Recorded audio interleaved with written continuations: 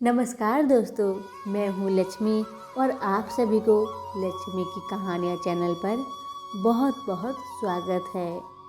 आज मैं आप सभी के सामने उपस्थित करने वाली हूँ कार्तिक माह में सुने जाने वाली पोपा बाई की कहानी। तो चलिए शुरू करते हैं। किसी गांव में एक पोपा बाई रहती थी।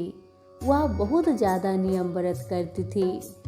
एक दिन उसने भाई व भाभी से कहा कि मैं शादी नहीं करूंगी, इसलिए मेरी झोपड़ी गांव के बाहर बना दो और गांव के सभी लोगों से कह दो कि वह अपनी गाय व बछड़ों को मेरे यहाँ ही घास फूस चरने को भेज दे।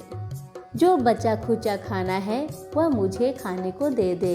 एक दिन नगर के राजा शिकार खेलने जंगल में आया और गांव के बाहर जंगल के पास बनी झोपड़ी देखकर रुक गया। झोपड़ी के पास जाकर उसने आवाज लगाई कि कौन है अंदर, लेकिन भीतर से कोई आवाज न आने पर वह लगातार दरवाजा खटखटाता रहा। तब पोपा बाई उठी और कहने लगी, कौन हो तुम जो बार बार दरवाजा बजा रहे हो और क्यों मुझे इतनी देर से आवाज लगा रहे हो? यहाँ से जाते क्यों नहीं हो? राजा ने कहा कि मैं यहाँ का राजा हूँ और मैं तुम्हारे साथ विवाह करूँगा। पोपा बाई ने कहा, जहाँ से आए हो वहीं पर चले जाओ। मैं किसी पराया आदमी का मुंह तक भी देखना नहीं चाहती हूँ। राजा ने पोपा बाई की एक नहीं सुनी और उसे जबरदस्ती उठाकर अपने महल में ले गया। तब पोपा बाई ने गुस्सा होकर राजा को श्राप दे दिया कि उसका सारा राजपाट नष्ट हो जाए, भस्म हो जाए।